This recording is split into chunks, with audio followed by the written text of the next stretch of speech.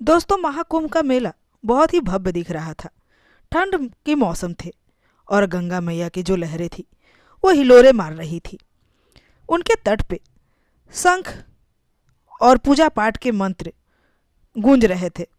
सभी साधु संत अपने अपने जाप में लगे हुए थे। सभी तपस्या में लीन थे। बहुत दूर दूर से साधु संत स्नान करने के लिए महाकुंभ के मेले में पहुंचे थे। इस पवित्र नगरी में बहुत सारे परिवार स्नान करने के लिए पहुंचे थे। उन्हीं में से एक पति पत्नी भी थे जो अपनी बेटी रीमा के साथ उस घाट पर स्नान करने पहुंचे थे। रीमा का उम्र लगभग 6 साल था। वो बहुत छोटी सी बच्ची थी। अपने माता पिता के साथ उस मेले में जाने के बाद वो बहुत ही खुश लग रही थी। उसे दुनियादारी का पता तो नहीं था, मगर वहाँ जाने के बाद बेहद वो खुश थी और अपने माता पिता से न जाने कितने सवाल किए जा रही थी, जिसका मतलब भी शायद उसे पता ना हो। फिर भी सवालों पे सवाल किए जा रही थी। उसके पिता बहुत सरलता से उसे जवाब देते चले गए और वह कुछ समझती कुछ न समझती और मुस्कुराती हुई अपने पिता के हाथों को कसकर पकड़े हुए मेला में घूमे जा रही थी। मेला में काफ़ी भीड़ था, जिसकी वजह से उसके माता पिता को डर था कि कहीं वह गुम ना हो जाए। इसलिए उसके पिता नंदू अपनी बच्ची का हाथ कसकर पकड़े हुए थे और साथ में उनकी पत्नी भी थी। वह तीनों ही मेला का आनंद ले रहे थे। रीमा के मासूम चेहरे को देखकर सभी मुस्कुरा दे रहे थे और वह चुलबुली हरकतें करते हुए मेला में इधर उधर नजरें दौड़ा रही थी। उसने बहुत सुंदर फ्रॉक पहना था जो कि पीला कलर का था। पीला कलर उस पर बहुत ही जच रहा था।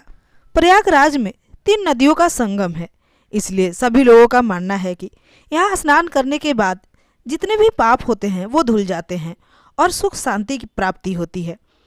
इसी मान्यता को लिए वो पति पत्नी भी यहाँ स्नान करने पहुँचे थे।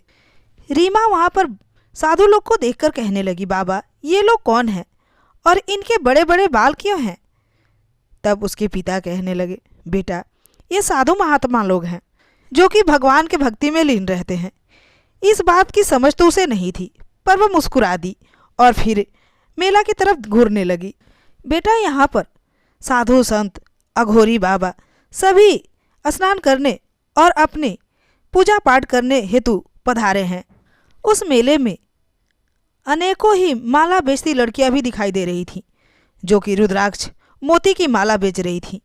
इस मेले में ऐसे ऐसे महात्मा संत आए थे जो कि कड़ी तपस्या करके महाशिव के भक्ति में लीन थे। रीमा को उस मेले में गुब्बारा बेचता हुआ आदमी एक दिखा।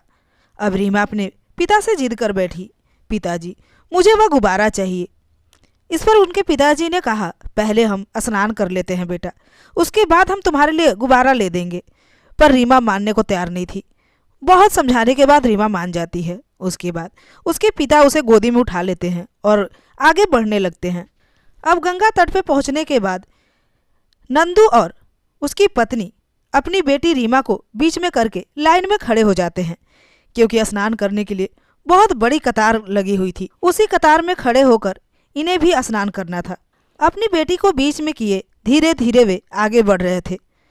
जैसे जैसे कतार कम होती गई उनकी नज़दीकियाँ भी कम होती गई।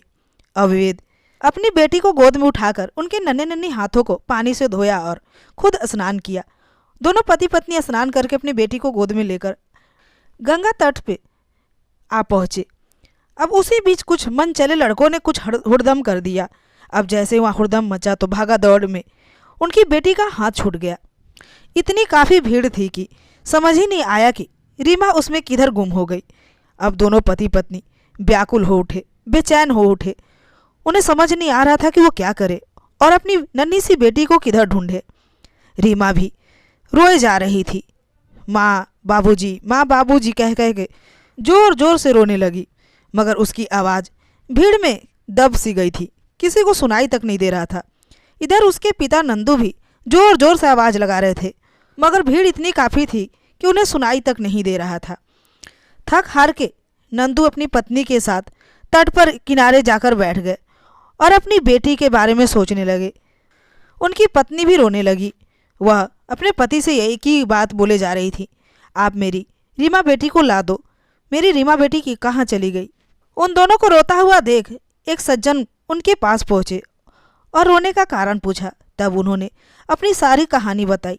यह सुनते ही उस सज्जन ने कहा कि आप ऐसा करो, जहाँ अलाउंस हो रहा है वहाँ जाकर अपनी कहानी बताओ और अलाउंस कराओ कि तुम्हारी बेटी गुम हो गई है। उनको अपनी बेटी के बारे में पूरी तरह से बताना कि वो कैसी ड्रेस पहनी है और कैसी दिखती है, और यहाँ तक कि उसका नाम क्या है। इतना सुनते ही नंदू का भी दिमाग काम किया और वो दौड़ता हुआ अलाउंसर के पास पहुँचा और वहाँ जाने के बाद अलाउंस कराया कि उसकी बेटी, जो कि रीमा 6 साल की है और उसका रंग गोरा है, उसने पीला कलर का फ्रॉक पहना है। इतना सुनते ही अलाउंसर उसकी बातों को अलाउंस करने लगे और वह रीमा को ढूंढने में उसकी मदद करने लगे। भीड़ में रीमा इधर पूरी तरह से रो रो कर बेजार हो चुकी थी। तभी एक साधु उनके पास पहुँचे और कहा, बेटा क्यों रो रही हो? तब रीमा ने इतना ही कहा कि मेरे माता पिता नहीं मिल रहे हैं। यह देखकर साधु समझ गए कि यह मेले में गुम हो गई है। उसे बड़े प्यार से गोद में उठाया और फिर वहीं लेकर गए जहां वो गुब्बारा एक आदमी बेच रहा था। वहां जाने के बाद उसे एक गुब्बारा दिलाई। गुब्बारा लेने के बाद रीमा थोड़ी देर के लिए खुश हो गई। वो अपने माता पिता को भूल गई, लेकिन जब थोड़ी देर में उसे याद आई माता पिता को, तो फिर से वो रोने लगी। इस पे साधु ने कहा, बेटा रोते नहीं हैं, आप मुझे अपने माता पिता के बारे में बताओ, मैं उन्हें ढूंढकर तुम्हारे पास ला दूंगा। इधर रीमा के माता पिता का भी बुरा हाल हो रहा था, क्योंकि अब तक रीमा का कुछ अता पता नहीं चल पाया था। अलाउंस कराने के बाद भी रीमा का पता न लगना यह बहुत दुख की बात थी। अब वो उदास होने लगे थे। तभी अचानक उनकी नज़र एक साधु पर पड़ी, जो कि एक बच्ची को गोद में उठाए इधर ही आ रहे थे। यह देखते ही नंदू खुशी से झूम उठा, क्योंकि उस साधु के गोद में कोई और नहीं, नंदू की बेटी रीमा ही थी। इतना देखते ही दोनों पति पत्नी खुशी के मारे उनके आंसू और तेज बहने लगे। वो दौड़ते हुए उस साधु महात्मा के पास पहुँचे और अपनी बेटी को गोद में उठा लिया। उनके गोद से लेने के बाद वो तीनों लपट कर जोर जोर से रोने लगे। रीमा भी उनके गोद में जाने के बाद रोने लगी। थोड़े देर के बाद तीनों शांत हुए। नंदू और उसकी पत्नी को उस दिन ऐसा लगा जैसे साक्षात शिव जी ही उनकी मदद कर रहे हैं। रीमा को सही सलामत मानो भगवान शिव ने ही लाकर उन्हें सौंपा हो। अपनी बेटी को पाकर उन्होंने चैन की सांस ली, मगर रीमा की माँ के आंखों के आंसू थमने के नाम नहीं ले रहे थे। तभी एक सज्जन आए और कहा, देखो भाई, चाहे कितनी भी भीड़ भाड़ हो, चाहे कुछ भी हो, पर सतर्क हमेशा रहना चाहिए, क्योंकि अगर भीड़ भाड़ में जरा सा भी गलती हुई तो हमें भारी नुकसान का सामना करना पड़ सकता है। इसलिए चाहे पूजा पाठ हो या कोई भी स्थान हो, वहाँ हमें हमेशा सतर्क रहना चाहिए और अपना ख्याल और अपने परिवार का ख्याल जरूर रखना चाहिए। दोस्तों, ये थी आज की कहानी। अगर कहानी जरा सा भी पसंद आई हो तो वीडियो को लाइक करके चैनल को सब्सक्राइब जरूर कीजिएगा, और हाँ, कमेंट में हर हर महादेव जरूर लिखिएगा। तो आज के लिए इतना ही, मिलती हूँ अगले वीडियो में। तब तक के लिए नमस्कार।